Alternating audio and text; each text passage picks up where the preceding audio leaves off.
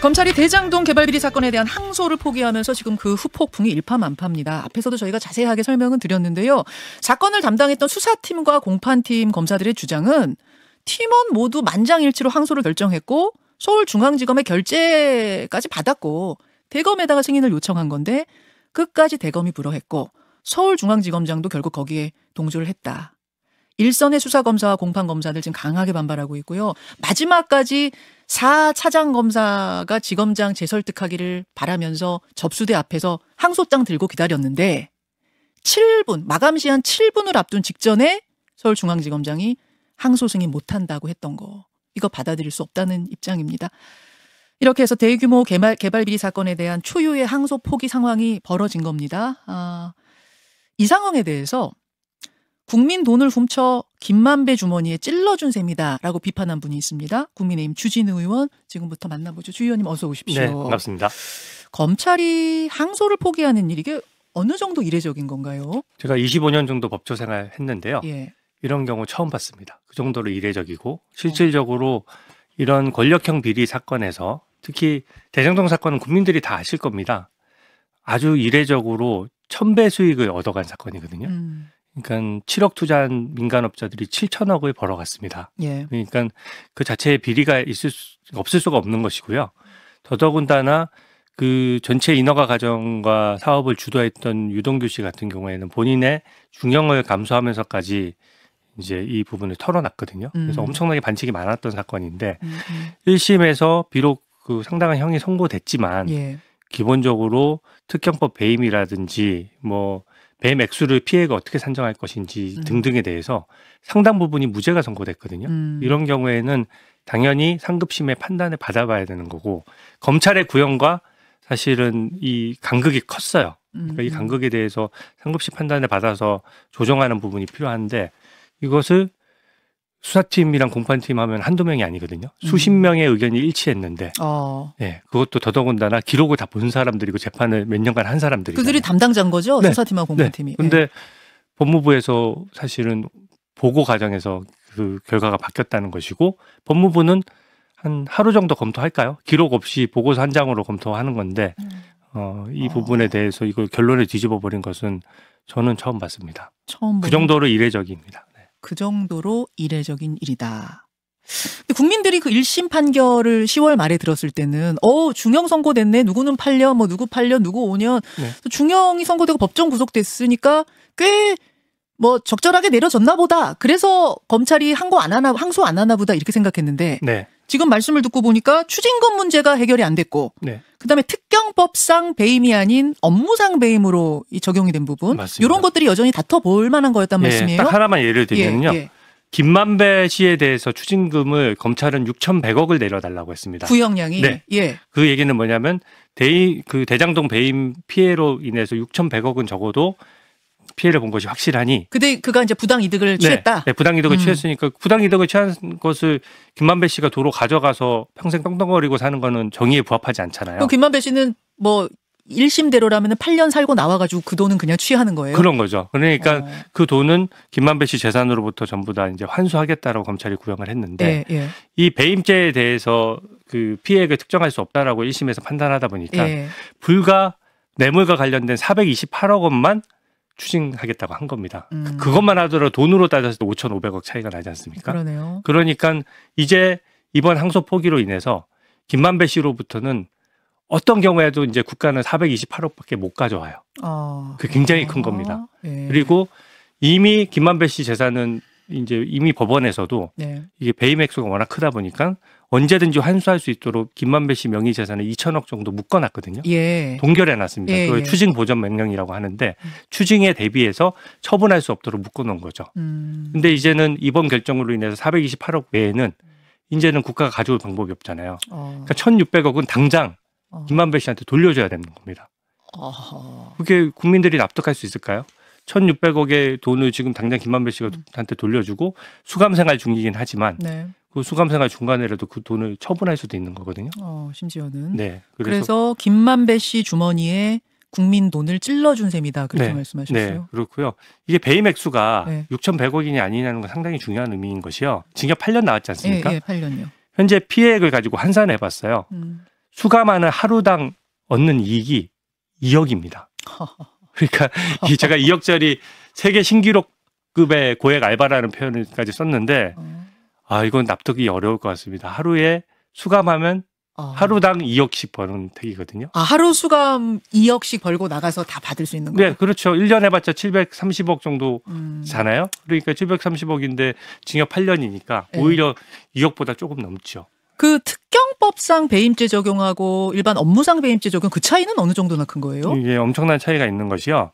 원래 배임죄의 법정형도 10년 이하로 무겁습니다. 근데 이제 특경법은 배임의 피해액이 5억 이상인 경우, 50억 이상인 경우에 따라서 최대 무기징역까지 처할 수 있도록 해놓은 것이거든요. 가중 처벌을 하는 거죠. 특정 경제범죄에 대해서. 그렇죠. 이제 그 여러 피해자들을 상대로 해서 그 범죄를 저질러서 피해액이 클수록 우리 전세 사기 같은 경우에도 피해액이 크면은 중형이 선고되지 않습니까? 그렇죠. 이것도 50억 이상으로 이제 봐야 되는데 사실 1심은 저는 좀 잘못됐다고 생각하는 부분이 뭐냐면 이 배임죄의 피해 액수의 계산 방법은 서로 이견이 다를 수가 있어도 최소한 김만배 씨와 그 일당이 이 배임 피해로 50억 이상 피해를 끼쳤다는 것에 대해서는 이견이 없을 거라고 저는 생각하거든요. 근데 이게 보통 특정이 안 된다는 이유로 50억 이상인지도 모르겠다라고 판단한 거예요. 그러니까 그거는 저는 합리적이지 않다고 생각합니다. 그래서 그 역시 2심에서 다퉈봤어야 한다라는 말씀이에요.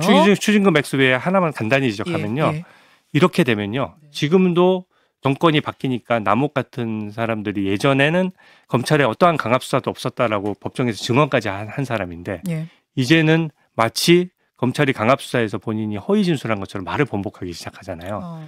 그런데 이게 검찰이 항소를 안 하고 본인들만 항소를 하게 되면 이제 더 이상 이 이상의 형이 나올 리가 없는 겁니다. 불이익 금지 원칙 때문에. 그러니까 마음껏 거짓말을 할 수 있는 판도 깔아준 격이에요. 보통은 피고인들이 거짓말을 못하는 게 거짓말을 한 것에 대해서 나중에 반성하지 않는다고 더 중형이 선고될 가능성이 있으면 사실은 증거관계에 맞춰서 얘기를 할 수밖에 없는 건데 지금은 마음껏 진술을 번복해도 어차피 1심하고 똑같은 형이 최대인 겁니다.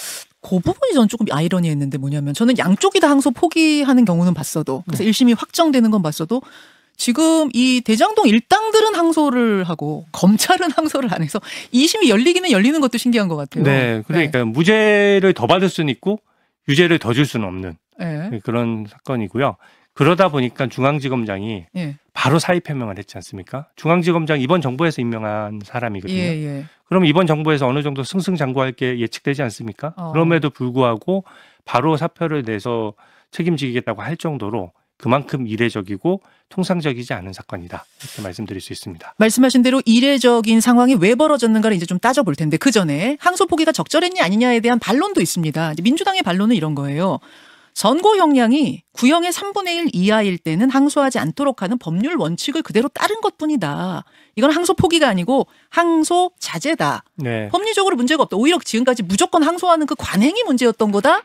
이런 거거든요. 네, 얘기를 섞어서 하는 건데요. 첫 번째는 다 유죄가 났을 경우 형량이 상당 부분 이제 검찰 구형만큼 못 미치더라도 형량이 3분의 2 이상 선고가 되면 다 유죄라면 법리적으로 뭔가 다툴 여지가 없지 않습니까? 그런 경우에는 법원의 양형을 존중해서 항소를 기존에도 자제해 왔습니다.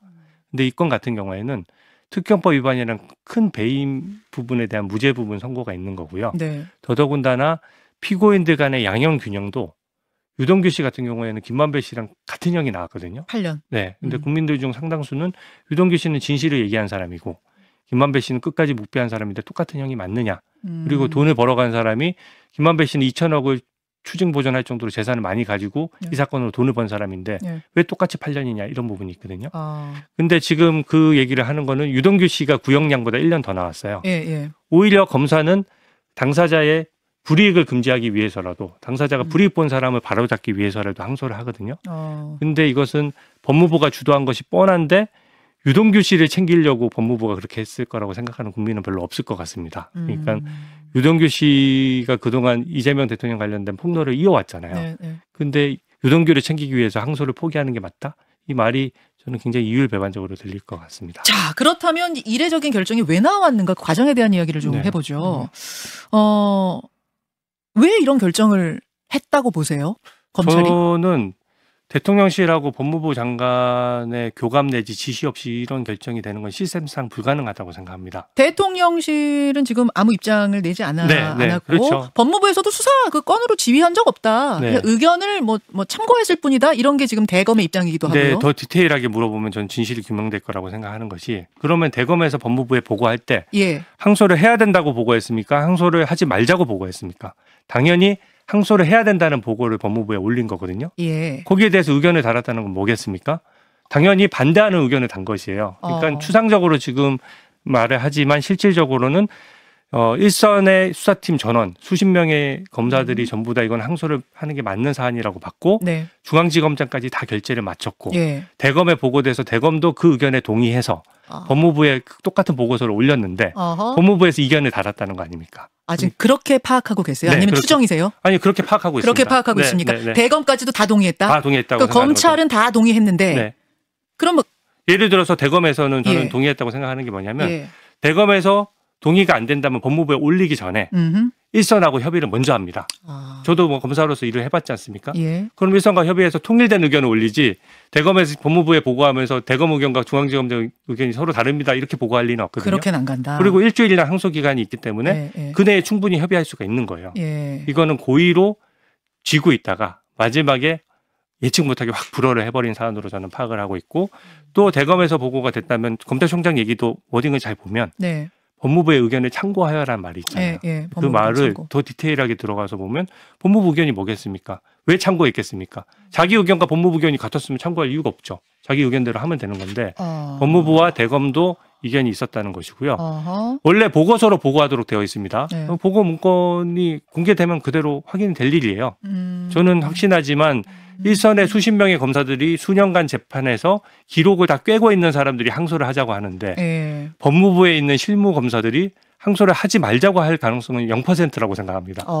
그렇게 해본 적도 없고. 그렇다면 그 윗선. 그 윗선이죠. 장관? 네. 정성호 장관이라고 보세요? 정성호 장관의 이 중요한 사건에 정성호 장관의 허가 없이 이게 내려갈 수가 있을까요? 그리고 실제로 그 수사팀에 폭로가 있었어요. 저는 진실이라고 봅니다. 그 강백신 검사? 네. 자기가 듣기로는 법무부와 그 검찰총장이 반대해서 어쩔 수 없이 이게 좀 결재가 안 나고 있다. 이런 얘기를 중간에 들었거든요. 대검도 항소할 사안으로 봤지만 법무부 장차관이 반대했다고 하더라라고 강백신 검사가 말했죠. 네. 근데 그게 왜 그 과정을 강백신 검사가 알 수밖에 없냐면 보통 항소를 하겠다고 승인을 올리면 대검에서 하루면 결정이 납니다. 이게 워낙 루틴한 일이에요.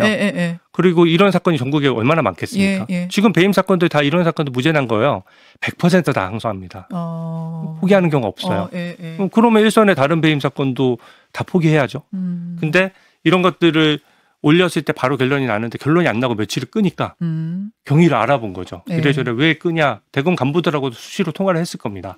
그 과정에서 들은 내용을 사실은 털어놓은 것이기 때문에 그 얘기는 저는 진실이라고 생각합니다. 그럼 쥐고 있다가 마지막에 얘기했던 건 법무부에서 쥐고 있었다는 말씀이 아니면 뭐 누가 쥐고 있었다? 법무부와 대검의 그 시간까지는 제가 복귀할 수 없어도 확실한 거는 접수기한 마지막 7분 전에 최종 통보를 해줬다는 거 아닙니까? 그렇죠. 그 얘기는 사실은 언론에 알릴 틈도 없었다는 거거든요. 저는 좀 안타까운 것이 아마 검사들도 설마 했던 것 같아요. 설마 이렇게 중대한 사건에서 이렇게 표신하게 김만배를 일방적으로 봐주는 결정을 과연 검찰이 할 수 있을까라고 생각하고 끝까지 믿었고 검찰총장이 법무부 장관이 이견이 있더라도 설득해 줄 것으로 믿고 기다렸는데 이게 갑자기 안 되니까 사실은 하루 전에 이 사실이 언론에 알려졌다면 저는 항소가 됐을 것 같거든요.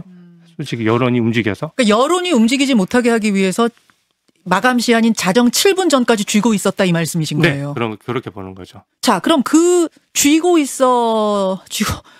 있어서라도 이것을 반드시 항소를 못하게 해야 된다라고 이야기한 판단한 가장 위선은 어디라고 보시는 거예요? 저는 사실 정성호 법무장관 같은 경우에는 대통령과 사법연수원 동기지 않습니까? 제가 대통령실 내부에서 누가 연락을 하고 이런 것까지는 몰라도 어느 정도 상호 교감이 되지 않고서는 이런 결론을 내리기 어렵다라고 생각합니다. 대통령과요? 네. 그러니까 왜 그러냐면요. 왜 그렇게 생각하냐면 일단 이 공범들에 대해서 항소를 하지 않음으로써 수혜를 얻는 사람은 일반 국민은 한 사람도 없습니다. 김만배 씨하고 또 현재 기소돼서 재판이 정지돼 있는 이재명 대통령 2명이 가장 최대 수혜자거든요. 수혜자 모르게 할 수 있느냐. 이게 첫 번째고요.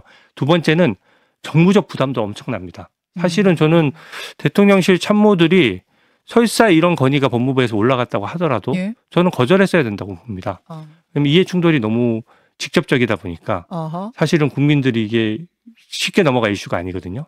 제가 봤을 때는 이 결정 나고 나서 그날 저녁에 정성호 법무장관이 여의도에서 치맥 파티를 했다라는 내용이 있어요. 예, 예. 그 얘기는 이 사안을 생각보다 작게 본 겁니다. 설사 뭐 형량도 많이 나온 사람도 있는데 항소 포기해도 대충 넘어가겠지라고 했는데 이게 김만배 씨의 이게 돈을 수천억 원 국가가 오히려 돌려줘야 되는 문제가 있는 데다가 그 이슈도 저는 캐치를 못한 것 같아요. 자세히는. 좀 만만히 사소하게 봤다 이 말씀이에요? 사소하게 본 것이죠. 그럼 대통령실에 보고 안 했을 수도 있는 거 아니에요? 하지만 그 내용과 관련해서는 만약에 정성호 법무장관 입장에서는 어찌됐든 언론에 노이즈가 있을 게 뻔한 사건이고 네. 또 전체 사건 구도라든지 정무적인 판단에 있어서 많은 게 걸려 있는데 네. 그 이진숙 그 방통위원장 체포할 때도 대통령실이 보고 받았다라고 했거든요. 이 정도 사안을 보고 안 받았다는 건 저는 말이 안 된다고 생각합니다. 주진우 의원이 보시기에는 대통령의 의중까지 실려 있는 항소 포기가 아니겠는가? 네, 그 말씀. 저는 그렇게 생각합니다. 이신 겁니다. 네. 아까 이해 당사자, 대통령도 이해 당사자라고 그렇게 말씀을 하셨는데 사실 이 재판은 대통령하고 관련된 재판은 대통령 재판은 아니잖아요. 너무나 직접적인 이해관계자죠. 공범으로 공모하여라는 얘기가 양쪽 재판에 공소장에 다 명기가 돼 있고요. 물론 재판은 따로 가고 있지만 네. 재판은 서로 언급이 된다. 네, 공범관계에 있어도 따로 재판이 가는 경우는 많습니다. 보이스피싱 같은 경우에도 총책이 늦게 잡히면 모집책보다 더 늦게 재판받는 경우가 있거든요. 그런데 이 건 같은 경우에는 1심 재판에서 이재명 대통령의 네. 실명이 401번 거론이 됐습니다. 예. 그 얘기는 사건 곳곳에 등장한다는 얘기고 이 사건에서 피고인들이 진술이 번복되거나 하면 제일 먼저 수혜를 보는 사람은 이재명 대통령이다. 알겠습니다.